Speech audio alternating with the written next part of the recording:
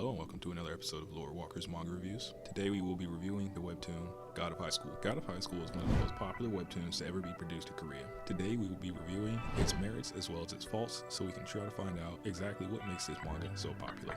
The story starts off with a prophecy of a war between the three realms. The Heavenly Realm, where the gods reside, the Sage Realm, where various spirits, monsters, and mythological creatures, collectively known as demons, reside, and the Human Realm, where the humans reside. Seeing that this war would likely spell the end of humanity, a tournament is held in hopes of finding the keys to preventing the apocalypse, as well as potential fighters. In this universe, in addition to martial arts, there is something known as borrowed power. Borrowed power is the process of forming a contract with a spirit, creature, or god to gain access to their abilities to increase combat effectiveness. The being that the borrowed power comes from can be living or deceased. Skilled martial artists and borrowed power users are highly sought after during this tournament.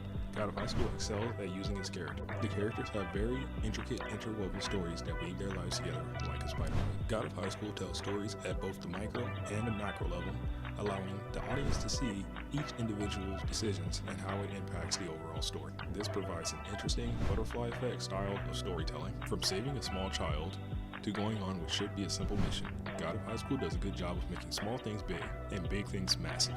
In this story, religious and mythological beings exist simultaneously in such a way that does not take away from the various things that we have come to know about them, but also adds new and interesting things to allow them to intermingle with one another. The story follows protagonists Jinmori, Han Dawi, and Yu Mira as they grow and try to find their place in their ever-changing world.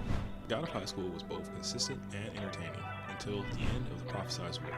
After the shocking conclusion of Ragnarok, there was a 17-year time skip, which starts the second part of the series. After this time skip, you are introduced to the new main character, Don Mori. It's always a little tough switching MCs in the middle of a series because you now have to get the audience emotionally attached to the new main character. Fortunately, Don Mori for a very long time was a character who was very bland and boring. There was not a lot that stood out about this character.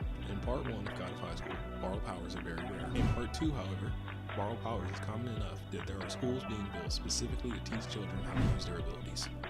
With a few small exceptions, the world is also united under one government. The problem with the second half of the series is that they abandoned a lot of the strategies that made the first part of the series so successful. You are introduced to a bunch of new characters who, for the most part, do not actually matter. Although there are a few exceptions, most don't do anything to progress the story, nor do they have any lasting impact on the story. The reason these characters don't matter is because of what the second half of the series is trying to accomplish. The first thing the series wants to do is catch the audience up on what happened during 17 years after the war. The second thing is to explain what the characters involved in the war intend to do moving forward. This means that the story is still mostly centered around the old characters who were involved in the war, most of which have very little screen time. The first half of the series had a gradual increase in both the tempo of the story and the scale of the action in the story until it reached its peak at the height of the war. This gives a sense that there's always something happening to keep your attention. The same, however, cannot be said for the second half of the series. There are several moments where you feel like there isn't much going on to keep you interested in the story. In these moments, I almost completely checked out because this made me feel as though I was reading the story out of obligation for how much time I have already invested in it, as opposed to reading it because I was actually interested in it. The story did, however, pick up near the end and got to a point where it was reminiscent to the story I was first introduced to. Overall, on my 1 to 10 scale rating, I give this a rating of 8. Although there were several points in the story where they diverged from the original formula that made them so successful, they still did enough to make up for it. From action to comedy to romance, there is little that this manga doesn't offer. If you are a fan of Record of Ragnarok, then I definitely recommend you give this a try. If you like this video, be sure to like, comment, and subscribe, and I'll see you in the next one.